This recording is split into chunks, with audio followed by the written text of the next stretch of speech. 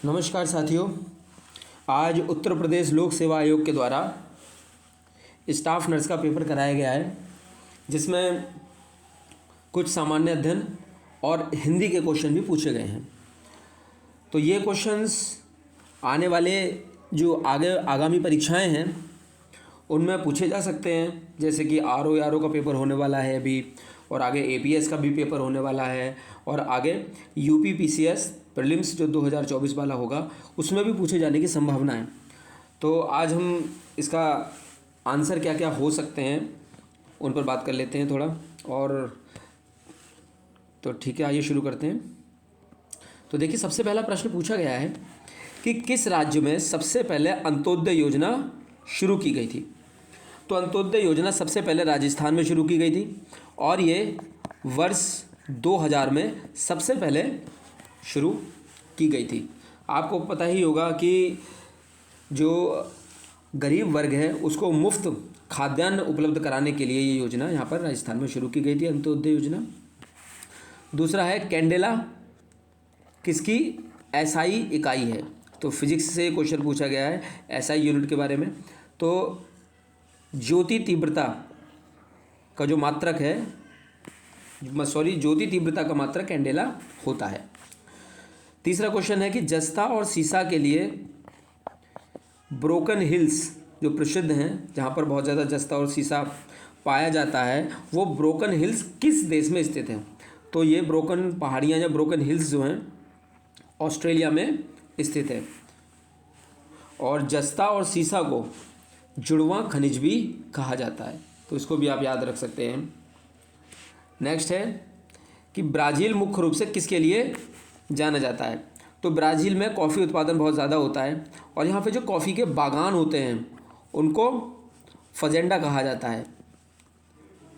आप लोगों ने अगर मेरे ज्योग्राफी मैपिंग से संबंधित वीडियोस देखे होंगे तो मैंने वहाँ पे साउथ अमेरिका वाले पोर्शन में ये बताया भी था। तालीकोटा के युद्ध के समय विजयनगर साम्राज्य का शासक कौन था। तो देखिए, तालीकोटा का जिस समय युद्ध हुआ था उस समय विजयनगर का साम्राज्य राम राय था। और तालीकोटा के युद्ध के बारे में एक बात और है कि इस युद्ध का नाम बन्नी हट्टी युद्ध भी कहते हैं, इसको राक्षसी तंगड़ी युद्ध भी कहते हैं, और ये 1565 ईस्वी में हुआ था। तो इससे संबंधित कुछ फैक्ट थे, उनको भी याद रखेंगे। नेक्स्ट है विश्व पर्यावरण दिवस किस दिन मनाया जाता है। तो आसान सा क्वेश्चन है, सब लोगों को पता होगा कि ये 5 जून को मनाया जाता है। हालांकि 5 जून को मेरा जन्मदिन भी मनाया जाता है, लेकिन वो एक अलग विषय है, हम इस पर बात करते हैं। 5 जून को हुआ क्या था। 5 जून 1972 को स्वीडन के स्टॉकहोम में एक सम्मेलन हुआ था, स्टॉकहोम सम्मेलन, और वहीं पर यह निर्णय लिया गया था कि 5 जून को विश्व पर्यावरण के रूप में मनाया जाएगा। तो पहला जो विश्व पर्यावरण दिवस था वो 1973 में मनाया गया। तो ये यूपीपीएससी के प्रीलिम्स में एक बार क्वेश्चन पूछा गया था, तो उसको ध्यान रखेंगे आप। सम्मेलन 1972 में हुआ था, लेकिन पहला दिवस मनाया गया था 1973 को। नेक्स्ट क्वेश्चन है कि हुकर और थॉमसन ने 1867 में भारत को कितने वनस्पति क्षेत्रों में वर्गीकृत किया था। तो इसका आंसर है 8 वनस्पति क्षेत्रों में भारत को वर्गीकृत किया गया था। नेक्स्ट क्वेश्चन आप देख पा रहे होंगे कि जिब्राल्टर जो जल संधि है वो किस किस को मिलाती है। तो आप लोगों को पता होगा, हम लोगों ने जो है ज्योग्राफी मैपिंग में अफ्रीका पढ़ा था। तो यहाँ पर अफ्रीका के ऊपर यहाँ पर जिब्राल्टर जल संधि है, जिससे ऊपर है यूरोप। तो यहाँ पर है अफ्रीका और यहाँ पर है यूरोप। इधर है भूमध्य सागर और इधर है अटलांटिक महासागर। तो अटलांटिक महासागर और भूमध्य सागर को ये जोड़ती है, और अटलांटिक महासागर को ही कहा जाता है अंध महासागर। तो इसका आंसर सी है, अंध महासागर और भूमध्य सागर को ये जोड़ती है। अलग करने की बात करें तो ये अफ्रीका को यूरोप से अलग करती है। और देशों के लेवल पर अगर बात करें तो यहाँ पर स्पेन है और यहाँ पर मोरक्को है, तो स्पेन को मोरक्को से अलग करती है। और इनके राजधानियों के लेवल पर अगर हम बात करें तो मैड्रिड जो कि स्पेन की राजधानी है को रबात से अलग करती है।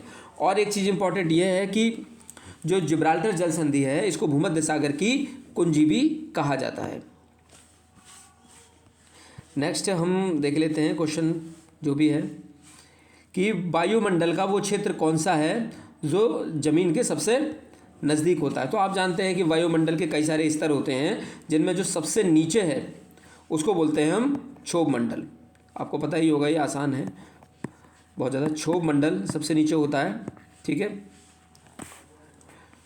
और उसके बाद में जो है समताप मंडल आता है। समताप मंडल बहुत ज़्यादा इम्पॉर्टेंट है क्योंकि यहाँ पे ओजोन परत समताप मंडल में ही पाई जाती है। और क्षोभ मंडल ही वो मंडल है जिसमें जितनी भी वायुमंडलीय घटनाएं जैसे कि बारिश होना, बादल बनना, वो सारी चीज़ें क्षोभ मंडल में होती हैं और समताप मंडल में ये सारी घटना नहीं होती हैं। इसीलिए एरोप्लेन वगैरह उड़ाने के लिए जो सबसे आदर्श जो मंडल है या जो स्तर है वो समताप मंडल है। राष्ट्रीय किसान दिवस किस दिन मनाया जाता है? तो आप सब लोगों को पता होगा, राष्ट्रीय किसान दिवस 23 दिसंबर को मनाया जाता है और 23 दिसंबर को भारत के 5वें प्रधानमंत्री चौधरी चरण सिंह जी का जन्म दिवस भी होता है। नेक्स्ट क्वेश्चन है, आर्य समाज के संस्थापक कौन थे? तो आप लोगों को ये पता ही होगा, आसान सा क्वेश्चन है खैर ये भी, कि आर्य समाज के जो संस्थापक हैं वो स्वामी दयानंद हैं और इसकी स्थापना 1875 में की गई थी। नेक्स्ट क्वेश्चन है, ये करंट से संबंधित है कि अगस्त 2023 में केंद्रीय अप्रत्यक्ष कर और सीमा शुल्क के नए अध्यक्ष के रूप में किसे नियुक्त किया गया है? तो इसका आंसर है संजय कुमार अग्रवाल। संजय कुमार अग्रवाल जी को इनका अध्यक्ष नियुक्त किया गया है। नेक्स्ट है, रेडियोधर्मी क्षय क्या होता है? तो इससे संबंधित ये क्वेश्चन है, तो इसका आंसर है बी, अस्थायी अणुओं का विकिरण के उत्सर्जन के द्वारा स्वतः स्फूर्त क्षय। तो जो भी नाभिक होते हैं उनसे अणुओं का विकिरण हो जाता है जिसकी वजह से वो स्वतः ही समाप्त होने लगता है, ख़त्म होने लगता है, तो उससे रेडियोधर्मी क्षय होने लगता है। रेडियो एक्टिव जो किरणें होती हैं वहाँ से निकलती हैं। नेक्स्ट है, भारत में ऑपरेशन फ्लड कार्यक्रम किसके द्वारा शुरू किया गया था? तो आप लोगों को पता होगा कि ये जो है वर्गीज कुरियन के द्वारा शुरू किया गया था 1970 में। 1970 में इसकी शुरुआत हुई थी और ये जो कार्यक्रम है दुग्ध उत्पादन से संबंधित है। भारत में दुग्ध उत्पादन को बढ़ावा देने के लिए जो श्वेत क्रांति शुरू की गई थी, तो ऑपरेशन फ्लड कार्यक्रम उसी से संबंधित है। नेक्स्ट क्वेश्चन है कि निम्नलिखित में से कौन सी महाजनपद दिए हुए हैं और एक तरफ राजधानियाँ दी हुई हैं, तो कौन सी सुमेलित नहीं है? तो सूरसेन की राजधानी मथुरा होती ही है, मत्स्य की राजधानी विराटनगर है और दक्षिण पांचाल्य की राजधानी काम्पिल्य है। इसमें जो अंग है इसकी राजधानी वैशाली नहीं है, अंग की राजधानी होती है चंपापुरी या फिर चंपा भी लिखा होता है कई जगहों पर। नेक्स्ट क्वेश्चन है, निम्नलिखित में से कौन सा कथन उत्तर प्रदेश में पंचायती राज के संदर्भ में सही है? तो उत्तर प्रदेश में पंचायती राज अधिनियम 1947 में अस्तित्व में आया था, ये वाला ऑप्शन भी ठीक है। यूपी में क्षेत्र पंचायत और जिला पंचायत अधिनियम 1961 में पारित हुआ था, तो ये भी ठीक है। तो इसका आंसर हो जाता है ए और मतलब फर्स्ट और सेकंड दोनों, मतलब दोनों ही ऑप्शन ठीक है। नेक्स्ट क्वेश्चन है, ओजोन गैस की परत हमारी रक्षा करती है, तो किससे करती है? सूर्य की परावैंगनिक किरणों से हमारी रक्षा करती है। और ओजोन किरणों अगर जो ओजोन परत अगर ना हो तो सूर्य की परावैंगनिक किरणें सीधे हमारी स्किन को टच करेंगी और बहुत सारी स्किन डिजीज़ होने की संभावना उससे बनी रहती है। नेक्स्ट है रैमजेट। रैमजेट इंजन क्या होते हैं? रैमजेट इंजन के बारे में तो पहला कथन है इसमें, रैमजेट वायु श्वास जेट इंजन का एक प्रकार है, बिल्कुल सही स्टेटमेंट है ये। दूसरा है, गति बढ़ने पर रैमजेट की क्षमता घट जाती है, ऐसा नहीं है। होता क्या है, जब वाहन आगे चलते हैं तो उनके जो आगे वायु होती है उसी वायु को वो प्रयोग करते रहते हैं दहन के लिए, और जैसे जैसे उनकी गति बढ़ती है उनकी क्षमता भी बढ़ती चली जाती है। तो इसमें जो कथन दूसरा है ये गलत है, पहला वाला कथन ठीक है। तो इस प्रकार हमारा आंसर हुआ केवल एक। इसके अलावा नेक्स्ट क्वेश्चन है, हम जो इसमें केवल जीएस के क्वेश्चन करेंगे। क्वेश्चन नंबर 24 हम देखेंगे। तो क्वेश्चन नंबर 24 ये भी करंट से संबंधित है कि उत्कर्ष 2.0, एवोसिन, मोचा और मियावाकी, तो इसको हमें मैच करना है कि कौन सा किससे संबंधित है। कि नीचे दिया हुआ बंगाल की खाड़ी में चक्रवात, एआई निर्मित एंटीबायोटिक्स, अपनी भुगतान प्रणालियों की निगरानी के लिए आरबीआई का ढांचा और एक वृक्षारोपण तकनीक। तो देखिए आप लोगों को पता होगा भी हाल ही में मोचा एक चक्रवाती तूफान आया था बंगाल की खाड़ी में। ठीक है, क्वेश्चन नंबर 24 ये है। ये तो मोचा जो तूफान था ये बंगाल की खाड़ी में आया था, तो सी का हो जाएगा 1। अब देखिए सी का 1 इसमें कौन सा है, ये केवल बी ऑप्शन में हमें दिखाई दे रहा है कि सी 1। तो बहुत सारी चीज़ें ऐसी होती हैं कि अगर हम केवल एक ऑप्शन भी पता होगा तब भी हमें हो जाएगा। इस तरह के क्वेश्चन बहुत ही ज़्यादा आसान होते हैं। तो ए का है 3, यानी कि उत्कर्ष 2.0 क्या है, अपनी भुगतान प्रणालियों की निगरानी के लिए आरबीआई का एक ढांचा। बी का है 2, ये एक एंटीबायोटिक है जो कि एआई निर्मित एंटीबायोटिक है। तीसरा बचा अब है सी का 1 हो ही गया है, फिर है डी का 4, डी यानी कि मियावाकी। मियावाकी क्या है, ये एक वृक्षारोपण तकनीक है, तो आंसर इसका हो जाएगा बी। नेक्स्ट देख लेते हैं क्वेश्चन नंबर 25। ये क्वेश्चन नंबर 25 काफ़ी ढूंढने का प्रयास किया गया, लेकिन ये किसका कथन है इसका आंसर मिल नहीं पाया, तो इसको हम छोड़ देते हैं अभी। नेक्स्ट क्वेश्चन है क्वेश्चन नंबर 26। तो महाराष्ट्र तथा गुजरात राज्यों के बारे में विशिष्ट प्रावधान आर्टिकल 371 में दिए, बिल्कुल सही है ये। आंध्र प्रदेश और तेलंगाना राज्यों के बारे में विशिष्ट प्रावधान आर्टिकल 371 डी में दिए गए हैं। तो 371 आर्टिकल है जो इसके बहुत सारे सब आर्टिकल भी हैं, तो अब इस अनुच्छेद को अच्छे से देख लीजिएगा। वैसे इसका आंसर है ए और बी दोनों। नेक्स्ट क्वेश्चन है G20 के anti corruption working group ACWG की तीसरी और अंतिम बैठक जो कि अगस्त में हुई थी, ये कहाँ पर संपन्न हुई, तो इसका आंसर है कोलकाता। कोलकाता में ये संपन्न हुई थी। नेक्स्ट क्वेश्चन है the United Indian patriotic association की स्थापना किसने की थी, तो इसकी स्थापना सर सैयद अहमद खान के द्वारा की गई थी 1888 में। तो आप ये याद रखेंगे, इंपॉर्टेंट है। दूसरी इंपॉर्टेंट चीज़ से संबंधित यह है कि इसकी स्थापना बनारस के राजा शिव प्रसाद सिंह के साथ मिलकर सर सैयद अहमद खान ने की थी, और ये क्वेश्चन पूछा भी जा चुका है यूपीपीएससी में। नेक्स्ट क्वेश्चन है चंद्रयान 3 मिशन कब लॉन्च किया गया था, तो डेट इंपॉर्टेंट है 14 जुलाई 2023 को चंद्रयान 3 मिशन लॉन्च किया गया था। तो ये हमारे हो गए जीएस से संबंधित प्रश्न। अब इसमें जो हिंदी के क्वेश्चन दिए गए थे उनको हम देख लेते हैं। तो हिंदी के क्वेश्चन ये हैं कि नीचे दिए गए कथनों पर विचार करना है, विशेषण के बारे में कथन दिए गए हैं। तो विशेषण संज्ञा या सर्वनाम की विशेषता बताता है, बिल्कुल सही बात है, इसकी विशेषता बताता है, परिभाषा ही हो गई है इसकी।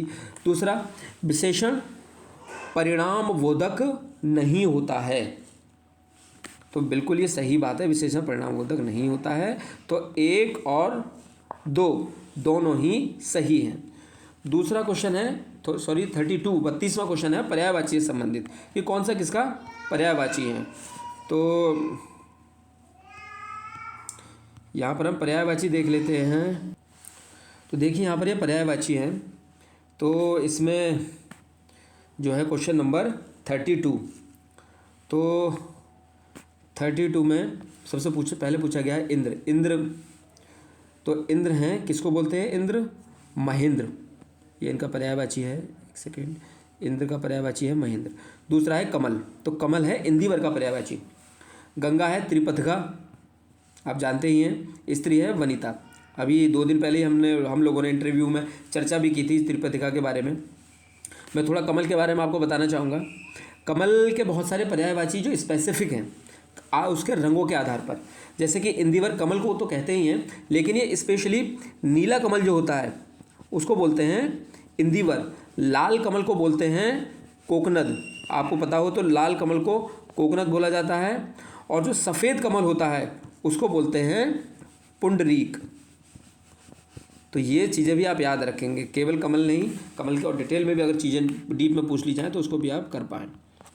तो नेक्स्ट है, ये विलोम शब्द के बारे में पूछा गया है इसमें। तो निरामिष का विलोम होता है सामिस, ठीक है। तो देखिए सामिस और एक शब्द होता है आमिस, तो सामिस और आमिस एक ही बात है, इसका विलोम होता है निरामिष। दूसरा है, ये क्वेश्चन नंबर है 33, तो बी का हो जाएगा 1, ए का हो जाएगा प्रवृत्ति का होता है निवृत्ति, इसका विलोम होता है 4, और सी का हो जाएगा तीसरा, यानी कि ध्वंस का निर्माण, और नूतन का होता है पुरातन। तो इसका आंसर हो जाएगा बी। नेक्स्ट है क्वेश्चन नंबर 34। तो इसमें अनेक शब्दों के लिए एक शब्द पे बात की गई है। तो जो तीनों कालों को देखता है, तो ये आराम से आसान है ये भी। जो तीनों कालों को देखता है वो हो जाएगा त्रिकालदर्शी, जो भविष्य की बातें बोलता है भविष्यवक्ता, जो वर्णन के बाहर है वर्णनातीत हो जाएगा, जो बहुत बोलता है वो हो जाएगा पांचाल। तो इस हिसाब से इसका आंसर क्या हो जाएगा, ए का 3। अगर आपको एक ही पता है तब भी कर देते। इसका आंसर हो जाएगा बी इसका आंसर हो जाएगा। नेक्स्ट क्वेश्चन है 35। कौन सा विलोम इसमें युग्म सही नहीं है। तो क्वेश्चन जब भी आप पढ़ें तो इन चीज़ों पर भी ध्यान देनी है कि नहीं पूछा है या हाँ पूछा है, कि कौन सा है या कौन सा नहीं है। तो अंतर्मुखी का विलोम होता है बहिर्मुखी, आप लोगों को पता होगा, तो यही इसका आंसर है। पर्यायवाची शब्दों के सही विकल्पों का चयन कीजिए।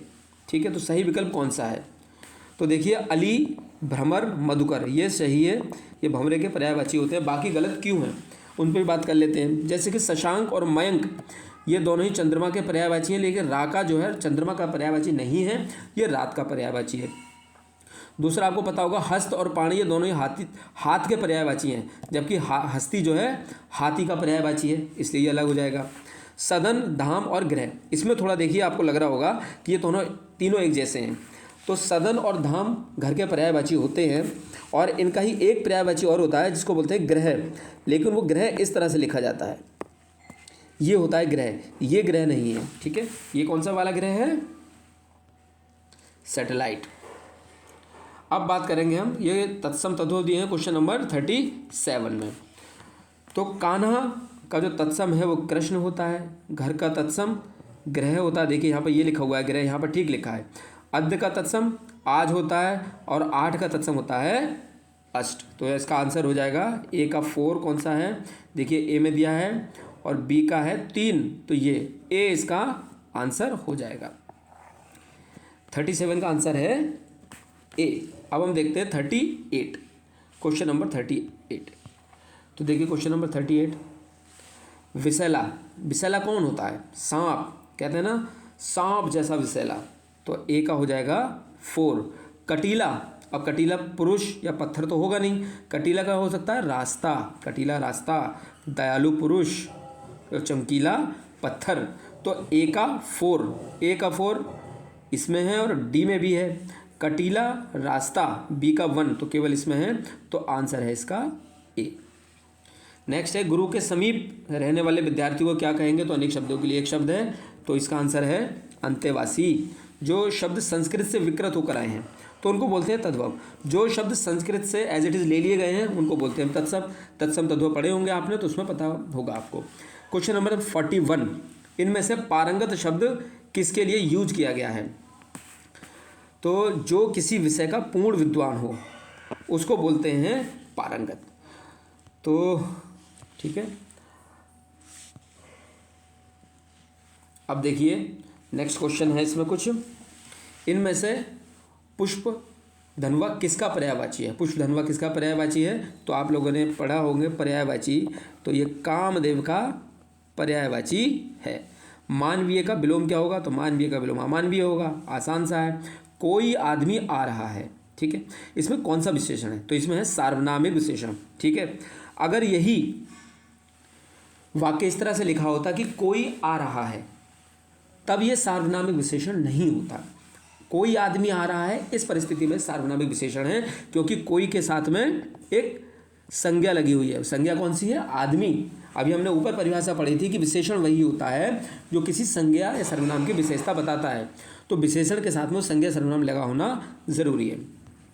नेक्स्ट है निम्नलिखित में से कौन सा शुद्ध वाक्य है। तो देखिए नेक्स्ट है कि मैंने जाना है, तो मैंने जाना थोड़ी ना होता है, मुझे जाना है, इसका शुद्ध ये होगा। काहे से लिखूं, कैसे लिखूं, या फिर किससे लिखूं, ये शुद्ध होना चाहिए। मेरे से भूल हो गई, इसका शुद्ध होगा मुझसे भूल हो गई। तो ये तीनों अशुद्ध हैं। शुद्ध है ये पुस्तक उठाइए, तो आंसर है ए। नेक्स्ट ये भी नेक्स्ट भी तद्भव और तत्सम का मैच करना है आपको। तो पुष्प का तत्सम आपको पता ही है, फूल होता है, आम्र का आम होता है, अग्नि का आग होता है, और हस्त का होता है हाथ।